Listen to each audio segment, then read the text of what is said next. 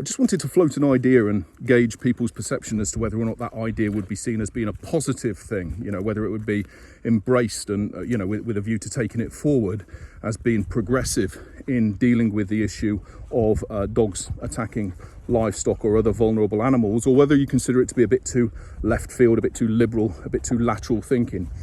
And it relates to the reporting of the incidents of dogs attacking other animals, or the underreporting of, which is recognised across the entire stakeholder field as being a feature, a problem, is that we don't actually have true figures as to the prevalence of the number of attacks that are taking place. But we do know, certainly from my own experience and people that I've worked with before, that whilst farmers may have been compensated, the actual incident itself hasn't been reported. So we're not presenting an accurate reflection of the true scale of the horror of this problem. And here's my thing. So if you look where I am, okay, so I'm literally in the middle of nowhere. There's me and there's a dog over there. Now, were a sheep or lamb or another vulnerable animal to break cover from in that gorse over there, and my dog would decide to chase and attack that animal or worry that animal, then it is incumbent upon me to report that, to make that incident known, because an offence has taken place and obviously there's the welfare of the animal to consider.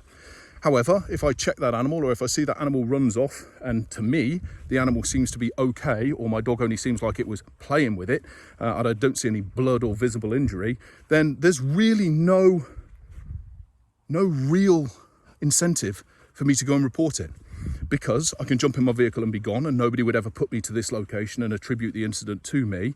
And this is the and, if I do report it, what I'm basically doing is walking into a situation whereby I am facing an increase in financial punishment, a possibility of custodial sentence, an almost definite social media slagging match where I'll be absolutely reduced to shame for coming forward and saying that this has happened.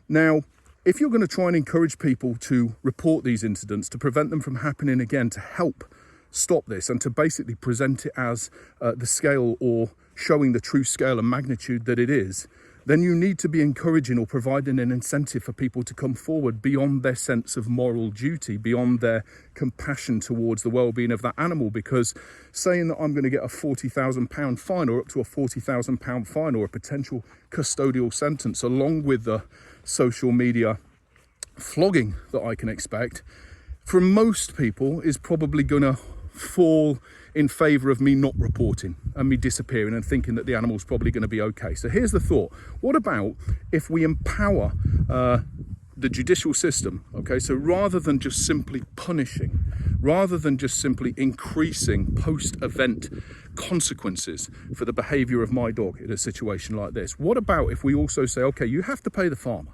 You have to pay the farmer and make sure that there's no financial losses there. But in terms of the actual penalty that you will be paying at court, what about if we change that and we say we can give you a huge reduction in that penalty if you agree to undertake a training program, a robust training program that is not for profit, that is endorsed across all stakeholder fields to ensure that you are better educated, your dog is better trained, and that consequently any other dog or any other person that you come into contact with who might own a dog in a similar situation with you in the future is far less likely to see a repetition of the behaviour that's just occurred. What about if we encourage education, that we push promoting proper control, full and proper control of dogs in rural locations, instead of or alongside a reduction, not an increase, in the financial penalty, the threat of penalties? Now, I'd just like to see what people think about that. Do you think that's a good idea? As I say, do you think it's a bit too out there?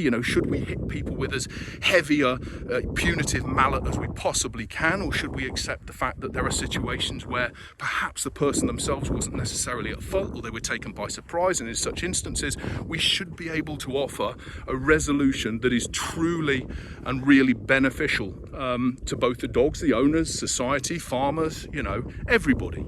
What are your thoughts on that? Good idea or bad idea? I'd be really interested. Thank you for listening.